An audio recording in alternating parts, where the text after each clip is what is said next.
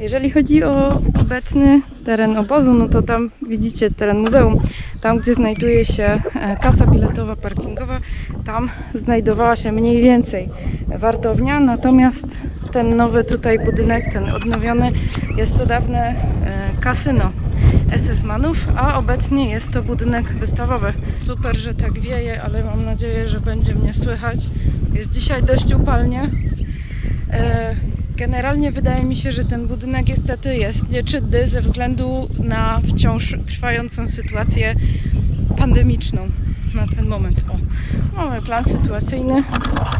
Zresztą to samo dostaniecie na ulotce, jak przyjedziecie do muzeum. I my się znajdujemy obecnie gdzieś tutaj, czyli właśnie koło tego byłego kasyna SS. Za kasynem znajdowała się jeszcze psiarnia, a tam, gdzie obecnie stoją samochody, tam znajdowały się garaże, ponieważ obóz był wyposażony we własne pojazdy. Kierowcami byli tutejsi SS-mani. No i tak zbliżamy się do bramy. Zaraz Wam ją pokażę z bliska. Taką najbardziej znaną bramą oczywiście jest ta w Auschwitz. Tam prawdopodobnie nie wolno mi podejść, natomiast tak jak wspomniałam, obok kasyna znajdowała się psiarnia. Właśnie patrzę na jej pozostałości. Przed nami właśnie ta główna brama obozowa i tutaj obecnie w budynku przy bramie znajdują się sale ekspozycyjne, ale nie o tym chciałam jeszcze powiedzieć. Chciałam jeszcze wspomnieć o tym, czym zajmowali się tutaj więźniowie. Jak wspominałam, pracowali w kamieniołomach. Tędy właśnie przebiegała droga, którą codziennie wychodzili do katorżniczej pracy w naprawdę nieludzkich warunkach. I tutaj zaraz przy głównej bramie znajduje się właśnie pomnik, który mówi nam, że przez cały okres funkcjonowania obozu znalazło się w nim około 120 000 więźniów, z czego śmierć poniosło około 40 000. Zawsze bardzo ważę słowa i używam jednak tutaj tego określenia około, ponieważ jednoznaczne statystyki nie są niestety znane.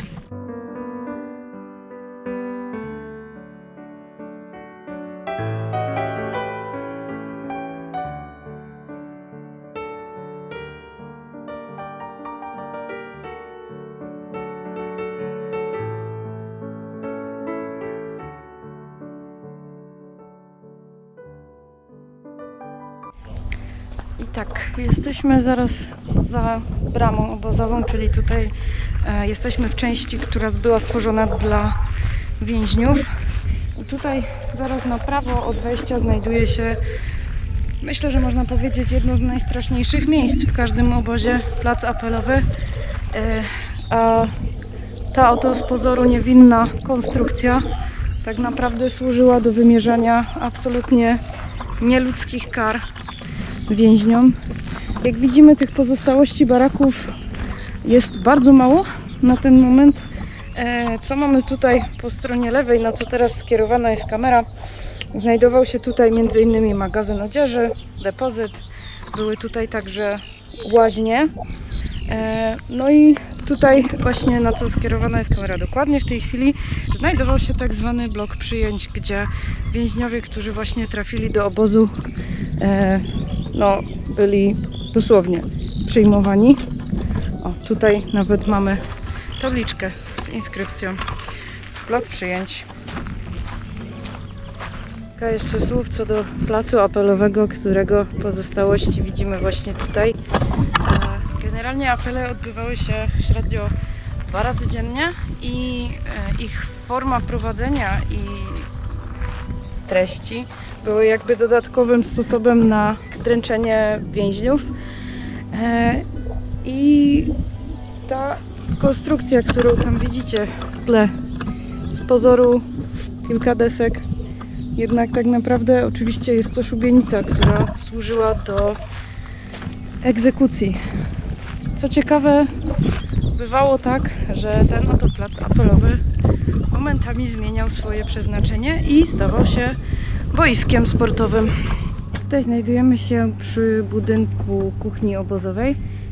Wcześniej, zanim jesienią 1943 roku budynek ten został oddany do użytku, to posiłki przyrządzano w takim specjalnie wydzielonym pomieszczeniu w bloku numer 1. I tutaj część z tych zabudowań oryginalnych się zachowała do dzisiaj, natomiast jak widzicie, tutaj trwają różne prace i te otwarte drzwi wcale nie oznaczają, że tam wolno wejść, ponieważ się tam znajduje w tej chwili magazyn materiałów budowlanych.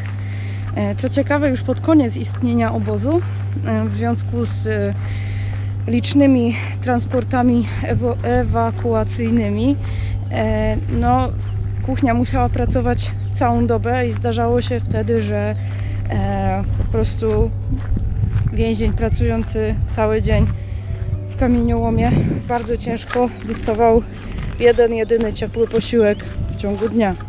Tutaj właśnie mijam to, co pozostało z tych struktur, które wspomniałam na początku. Pierwszym budynkiem jest magazyn odzieży, następnie mamy tak zwany depozyt i tam na końcu znajdowała się łaźnia. Mam nadzieję, że będę Wam mogła opowiedzieć bliżej o każdej z tych struktur. Przed nami magazyn odzieży. Wiadomo, że więźniowie byli grabieni i pozbawiani jakichkolwiek prywatnych własności w momencie przybycia do obozu. Natomiast tutaj tak zwany Effektenkammer, czyli no właśnie depozyt, magazyn depozytów. Tutaj przechowywano osobiste rzeczy więźniów, które podlegały ewidencji. Gotówka, jakiekolwiek wartościowe przedmioty były właśnie wprowadzane w ewidencję. Oczywiście nie muszę mówić, że pod koniec wojny, kiedy sytuacja była ciężka dla Niemców, ponieważ przegrywali, no to większość z tych zagrabionych rzeczy została po prostu wywieziona w głąb Niemiec i przepadła na zawsze. Tutaj mamy z kolei budynek łaźni i przed jego uruchomieniem więźniowie byli zmuszeni do mycia się pod gołym niebem, a później w kadzi, która znajdowała się w bloku 6. Faktycznie uruchomienie tych łaźni spowodowało, że w jakiś sposób ograniczono problemy sanitarne występujące w obozie i stało się to podstawą do opanowania sytuacji epidemiologicznej, mówiąc bardzo ogólnie. Natomiast jak wszystko w obozie miało to też swoje reperkusje i dawało możliwości nowych szykan, szczególnie ze strony więźniów funkcyjnych, którzy na przykład pozwalali sobie na odkręcanie na przemian bardzo zimnej, bardzo gorącej wody, a jeżeli ktoś nie wytrzymywał tych zmian temperatury i po prostu odskakiwał, to oczywiście czekały go kary cielesne bardzo dotkliwe. A tutaj pozostałości bloków od 1 do 5. Przejdziemy sobie teraz tutaj niżej i już Wam opowiem, co się tu znajdowało. Tutaj akurat te pozostałości to jest tak zwany rewir, czy też niemiecki Revier. I może jeżeli ktoś z Was ma na przykład starszych członków rodziny, Ślązaków, to często jeszcze mówią, że zamiast na L4 to byli czy są na rewirze, ponieważ jest to nic innego jak tak de facto szpital obozowy. Początkowo w Grossrosen funkcjonowała właściwie tylko izba chorych i ten szpital został tutaj stworzony i później stopniowo rozbudowywany. Oczywiście sam fakt istnienia szpitala absolutnie nie znaczy, że nastąpiła tutaj poprawa warunków medycznych, ponieważ ze względu na brak dostępu do lekarstw i brak dostępu do choćby nawet środków opatrunkowych, ta sytuacja dla więźniów była zdecydowanie tragiczna. Tutaj kolejne bardzo ciekawe miejsce w obozie, warsztaty firmy Blaupunkt. Jeżeli kojarzycie tą nazwę, to dobrze, że kojarzycie. Więcej o takich konotacjach współczesnych mówić nie będę. Natomiast tutaj znajdowała się od drugiej połowy 1944 roku komando firmy Blaupunkt w piwnicach właśnie. I tutaj więźniowie, którzy przeszli takie dwutygodniowe szkolenie, byli przepisywani do pracy przy kondensatorach. Tutaj Wam pokażę, jak ta piwnica, czy może nie, jak wyglądała. ale tak nie będę dalej wchodzić, mimo że teoretycznie wolno. Kierownikiem był inżynier Kramer, to był niemiecki więzień polityczny i generalnie pod koniec wojny oczywiście warsztaty rozwiązano, cały sprzęt spakowano i wywieziono w głąb Niemiec, a więźniów ewakuowano. Tutaj przed nami blok tak zwany francuski, który wybudowano w 1943 roku. Blok 9/10. Jeżeli chodzi o konstrukcję, to już znacznie się różnił od innych baraków, ponieważ blok 10 miał murowaną suterenę i taką część parterową przewidzianą na 600 osób i to właśnie był ten blok 9. Początkowo było to miejsce kwarantanny dla cugangów, czyli dla tak zwanych, czyli dla nowych więźniów po prostu, dla tych, którzy świeżo przybyli do obozu.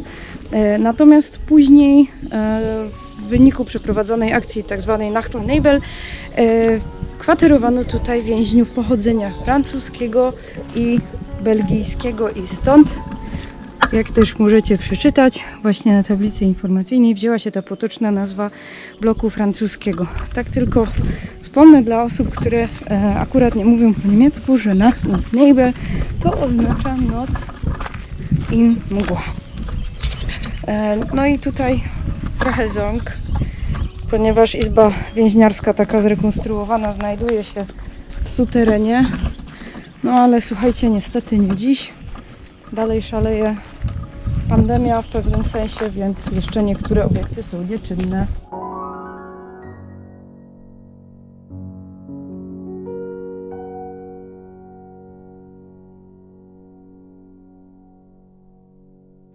Te wszystkie tereny, które widzicie rozciągające się tam, jest to tak zwany nowy obóz oświęcimski. I nazwano go tak, ponieważ początkowo był przewidziany dla więźniów ewakuowanych z Oświęcimia i stąd też ta niemiecka nazwa Auschwitz-Lager. I generalnie na przełomie 1944 i 1945 roku umieszczano tu po prostu więźniów ewakuowanych z różnych obozów. Natomiast ten budynek, który się tutaj znajduje, to jest tak zwane Kommando Weberei. I cóż by można było powiedzieć? No niedobrze, że te wszystkie budynki są zamknięte niestety. Tak więc Weberei und Flechterei, czyli taka tkalnia, została umiejscowiona w 1943 roku właśnie w specjalnie wybudowanym bloku dużym. Jak widzicie przy końcu obozu, ta główna obozowa ulica nazywała się Lagerstraße, czyli no dosłownie ulica obozowa. No i wyplatano tutaj różnego rodzaju wojskowe pasy, różnego rodzaju torby i z czasem pracowało tutaj aż 300 więźniów, jakich powracających do zdrowia, kalekich. Generalnie no, obozowe warunki były bardzo ciężkie. Tacy więźniowie właśnie byli jeszcze zsyłani do pracy właśnie tutaj. Zmiany trwały po 12 godzin, więc wyobraźcie sobie człowieka, który jest wycieńczony i chory i mimo wszystko zamiast do kamieniołomu trafia do takiej tkalni. Jest to niewyobrażalne. W tego budynku to już pewnie się zastanawialiście przy okazji bloku francuskiego, co to jest. Jest to przykładowy barak obozowy. No w takim stanie, który zdecydowanie odznacza się od reszty tego, co pozostało z obozu. Teraz wezmę Was pod pomnik i jeszcze później majaczy takie jedno miejsce w drodze powrotnej, które specjalnie zostawiłam na koniec. Takie miejsce bardzo charakterystyczne, o którym zaraz Wam opowiem troszkę więcej.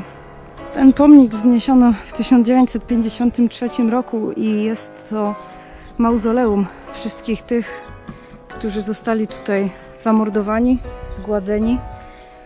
W tym mauzoleum spoczywają prochy więźniów, które zostały pozyskane z wysypiska obok krematorium. I 2 skrzydła zostały dobudowane w 1985 roku. Tam z kolei znajduje się ziemia pobrana z terenów byłych podobozów Grossrosen, których było około 100. O czym będziecie systematycznie mogli czytać, ponieważ zamierzam uzupełniać takie informacje na moim Facebooku. I tutaj, jak widzicie, na ścianie znajdują się nazwy miast i w tych miastach znajdowały się podobozy. Koncentrationslager Grossrosen. Natomiast tutaj wspólna mogiła więźniów, których prochy zostały ekshumowane z grobów odkrytych na terenie obozu. Zanim omówimy do końca kwestię pomnika, wieża strażnicza, która przykładowo została zachowana właśnie tam, gdzie pokazywałam. Oryginalnie były one rozmieszczone tak co 100-110 metrów w pobliżu ogrodzenia. Jak wyglądało ogrodzenie, widzicie? Drut kolczasty i betonowe przęsła. Co ważne, wieże były wyposażone w ruchome reflektory, sygnalizację alarmową oraz karabiny maszynowe. Więc wszelka ucieczka stąd była niemal niemożliwym zadaniem do podjęcia. Natomiast tutaj widzimy miejsce, z którego ekshumowano prochy poległych i przeniesiono właśnie do tego pomnika mauzoleum, który już przed chwilą Wam pokazywałam. Wybór miejsca na pomnik mauzoleum nie jest absolutnie przypadkowy, ponieważ znajdujemy się przy pozostałościach krematorium. Początkowo działało tutaj od połowy 1941 roku takie niewielkie polowe krematorium, którego, że tak powiem, przepustowość wynosiła około 10 ciał na dobę. Jednak to po prostu nie wystarczało, a władze obozu nie mogły sobie pozwolić na korzystanie stałe z usług krematorium komunalnego w Legnicy. Stąd decyzja o budowie nowego krematorium, które zaczęło funkcjonowanie w styczniu 1943 roku i dysponowało 3 piecami. Co ważne, spopielano tutaj zwłoki nie tylko więźniów poległych w tym głównym obozie, ale także w podobozach. Natomiast budynek krematorium został zniszczony przez wycofujących się SS-manów. Wraz z powstaniem tego większego 3-piecowego krematorium powstało także miejsce straceń, w którym więźniowie byli rozstrzeliwani. Jednak egzekucje nie miały charakteru publicznego. Rozstrzeliwano więźniów obozu, ale także jeńców wojennych, żołnierzy Wehrmachtu, osoby cywilne. Czasami zamiast rozstrzelania w ramach egzekucji podawano więźniom, czy też generalnie ofiarom, truciznę.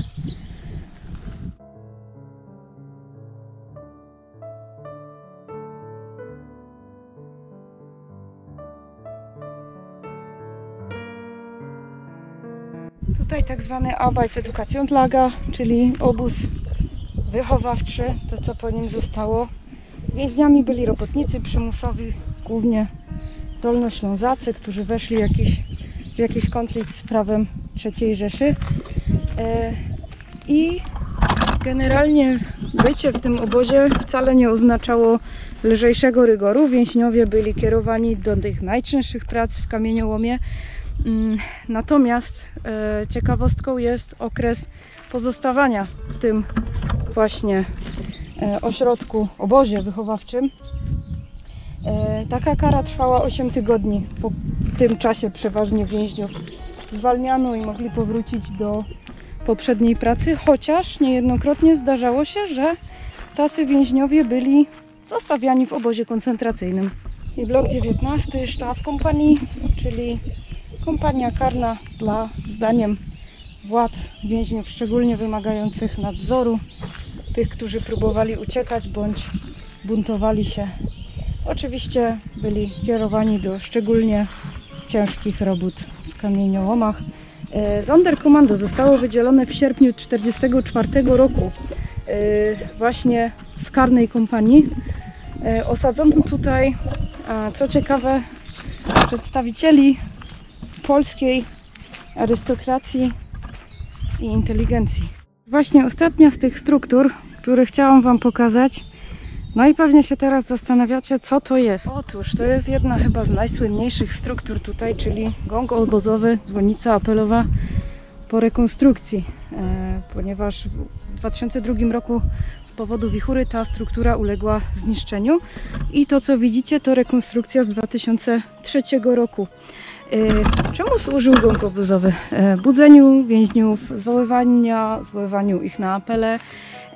Sygnalizował także czas wyjścia do pracy, posiłków. Generalnie na początku istnienia obozu taką właśnie funkcję pełniły szyny rozwieszone wzdłuż tej Lagerstrasse, czyli to, co widzicie, tej głównej ulicy obozowej. A wiosną 1944 roku właśnie umieszczono dzwonnicę. Jest to właściwie jeden z niewielu takich obiektów w obozie, który przetrwał koniec wojny. Kierując się wzdłuż Lagerstrasse, wracam właśnie na parking. Będę zaraz mijać bramę z napisem, który jest każdemu znany. Arbeit macht frei, czyli praca czyni wolnym. Taki cyniczny napis, właściwie definicja cynizmu. Jednak większość z nas kojarzy go z Auschwitz, a taki sam napis znajdował się nie tylko w Auschwitz. Więc warto pogłębiać swoją wiedzę historyczną, warto jeździć do takich miejsc, bo trzeba pamiętać o tym, co się wydarzyło, żeby to już się nie powtórzyło. Po prostu. Żebyśmy uczyli się na błędach, a nie powielali ich. Dlatego poświęć jeden dzień, przyjedź tutaj, zobacz, jak to wyglądało. Postaraj się wyobrazić sobie ten horror.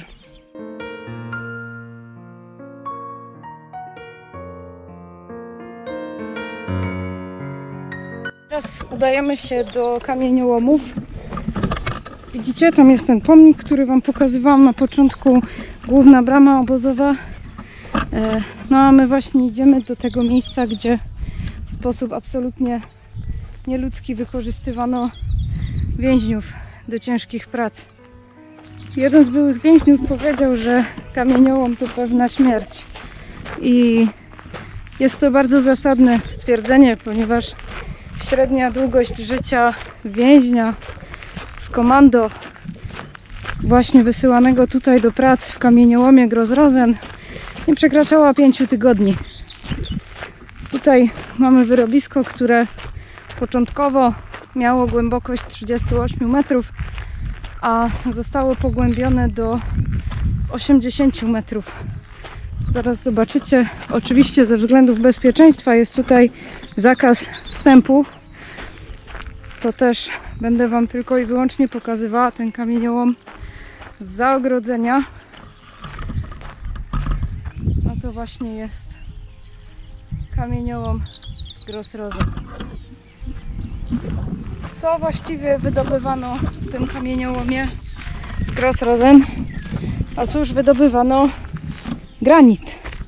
I granit ten znajdował swoje zastosowanie nie tylko w szeroko pojętym budownictwie, ale także był na przykład wykorzystywany do celów artystycznych.